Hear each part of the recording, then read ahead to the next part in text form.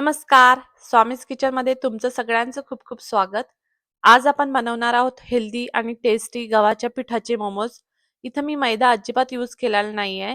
म्हणून हे गव्हाच्या पिठाचे आणि हे खूप हेल्दी मोमोज आहे. प्युअर घरगुती स्टाईलमध्ये. हे मोमोज खूप सॉफ्ट होतात आणि मुलांना पण खूप आवडतात. चला तर मग रेसिपीला सुरुवात करूया. सर्वात पहिले आपण घेऊ 1 कप गव्हाचं पीठ. त्यात चिमूटभर मीठ घालायचं आणि इथं ना तुम्ही 1 चमचा तेल पण घातलं तरीही चालेल, पण मी नाही घातलं आहे. आणि नंतर थोडं-थोडं पाणी घालत सॉफ्ट आणि स्मूथ असा डो मळून घ्यायचा आहे. आणि डो ना म्हणजे आपला हा गोळा ना जास्त कडक पण नको आणि जास्त सॉफ्ट पण नको. एकदम मीडियम कन्सिस्टन्सी पाहिजे. आणि गव्हाचं पीठ वापरल्यामुळे ना हे मोमोज हेल्दी पण होतात आणि पचायला पण हलके असतात. आता आपला गोळा भिजून झालाय. याला 10-15 मिनिटं रेस्टसाठी ठेवूया आणि तोपर्यंत आपण स्टफिंग करायला घेऊया. तर मोमोजच्या स्टफिंगसाठी इथं मी घेतलाय 1.5 वाटी पत्ताकोबी. तो मी चॉपरमध्ये बारीक करून घेतलाय. ह्या सगळ्या भाज्या मी चॉपरमध्येच बारीक केलेल्या आहेत. आणि इथं बघा कांद्याची पात घेतली आहे, गाजर घेतलाय अर्धा वाटी, 1 कांदा घेतला आहे, थोडीशी शिमला मिरची, कोथिंबीर, आलं, लसूण. आलं, लसूण मी बारीक कापून घेतलाय आणि 1 हिरवी मिरची बारीक कापून घेतली आहे. सोबतच आपल्याला लागणार आहे सोया सॉस, काळी मिरी पावडर आणि चवीपुरतं मीठ. आता स्टफिंग बनवायला घेऊया. त्यासाठी एक कढई ठेवली आहे. आता कढई गरम झाली की याच्यात 2 चमचे तेल घालायचं आणि इथं ना तेल कमी लागतं. थोडं तेल कमीच घालायचं. तेल गरम झालं की लसूण घालायचं, आलं घालायचं आणि ते छान परतून घ्यायचं. आलं, लसूण परतून झालं की आधी कांदा परतून घ्यायचा. इथं बघा मी कांदा आणि 1 हिरवी मिरची घेतली होती बारीक कापून ते परतून घेते आहे. आता कांदा थोडासा परतून झाला की आपल्याला बाकीच्या भाज्या घालायच्या आहेत. आता इथं बघा पत्ताकोबी, गाजर, शिमला मिरची हे सगळं घालायचं. फक्त कांद्याची पात नाही घालायची. कांद्याची पात आपल्याला लास्टला घालायची असते. तर इथं बघा आता ह्या भाज्या ना मोठ्या गॅसवरच छान परतून घ्यायच्या. इथं मी थोडंसं चवीपुरतं मीठ घालते आणि आणि 2-3 मिनिटं छान परतून घेते. आणि मी हे मोमोज मैद्याशिवाय गव्हाच्या पिठाचे बनवते आहे, म्हणून हे खूप हेल्दी ऑप्शन आहे. आणि व्हेजीज ना जास्त शिजवू नका. थोडं क्रंची राहिले की मोमोज खूप टेस्टी लागतात आणि न्यूट्रिशन पण टिकून राहते. आणि भाज्या ना मोठ्या गॅसवर म्हणजे हाय फ्लेमवर परतल्यामुळे ना भाज्यांना पाणी सुटत नाही.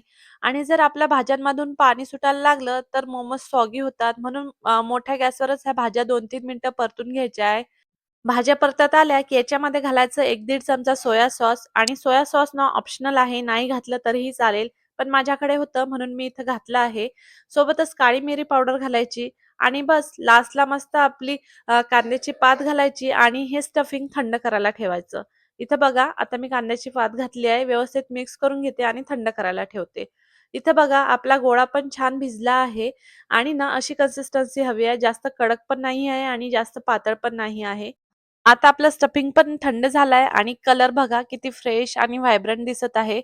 आता आपण मोमोज बनवायला घेऊया. त्यासाठी बघा आता असा मोठा एक गोळा घ्यायचा आणि त्याची पूर्ण पोळी लाटून घ्यायची मोठी. मस्त अशी आपण जशी पोळी लाटतो तशी पोळी लाटून घ्यायची. जास्त जाड नको, जास्त बारीकही नको. मीडियम अशी पोळी लाटून घ्यायची आहे. आता इथं बघा मी मस्त एक पोळी लाटून घेतली मोठी. आता काय करणार आहे, एक वाटी घेते. तुमच्याकडे पण अशीच वाटी किंवा ग्लास असं घ्यायचं आणि त्यानी ना अशा छोट्या-छोट्या पुऱ्या करून घ्यायच्या. इथं मी वाटीचा वापर करते. तुम्ही तुमच्याकडे ग्लास, वाटी किंवा प्लेट असेल छोटी त्याने करू शकता. त्यामुळे काय होतं ना, सगळ्या पुऱ्या सेम येतात, सेम शेपच्या येतात आणि मोमोज पण सारखे दिसतात. आता इथं बघा मी सर्व पुऱ्या करून घेतल्या आहेत. आता आपण याच्यामध्ये 1-1 चमचा स्टफिंग भरू आणि मोमोज तयार करू.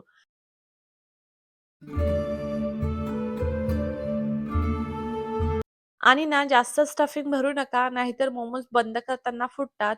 आणि स्टफिंग इतकीच पाहिजे, की मोमोज नीट बंद झाला पाहिजे. त्यासाठी ना बॅलन्स खूप इम्पॉर्टंट आहे.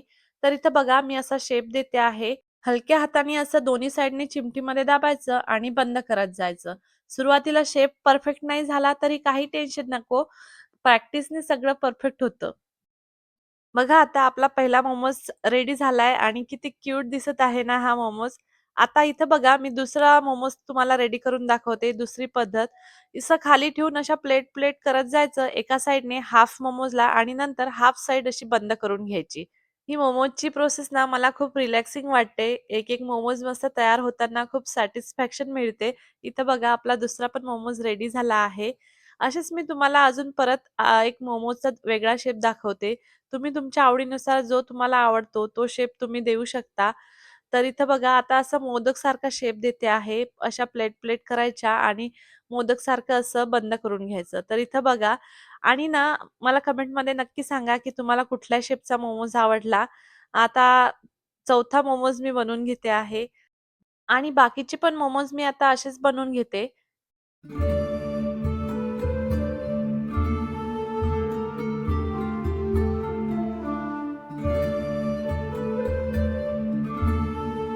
आता इथं बघा 8-10 मोमोज मी रेडी करून घेतले आहेत.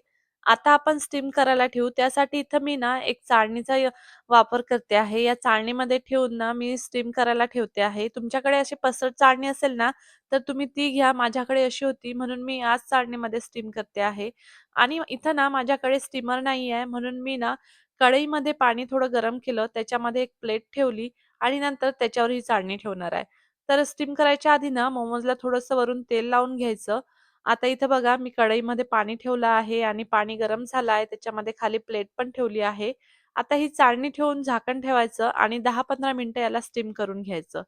तर इथं बघा तर आपले मोमोज स्टीम झाले आहेत. मोमोज ना ट्रान्सपरंट सारखे दिसायला लागले, की रेडी झाले असं समजून जायचं. तर आता हे मोमोज मी प्लेटमध्ये काढून घेते आणि सर्व्ह करायला घेऊया. गरम-गरम गव्हाच्या पिठाचे मोमोज तयार आहेत. हे मोमोज तुम्ही रेड चटणी किंवा शेजवान सॉस सोबत सर्व्ह करा. हेल्दी पण आणि टेस्टी पण. जर तुम्हाला ही हेल्दी रेसिपी आवडली असेल, तर व्हिडिओला लाईक करा, शेअर करा आणि स्वामीज किचनला सबस्क्राईब करायला विसरू नका. असे सिंपल आणि घरगुती रेसिपीसाठी आपल्याबरोबर राहा.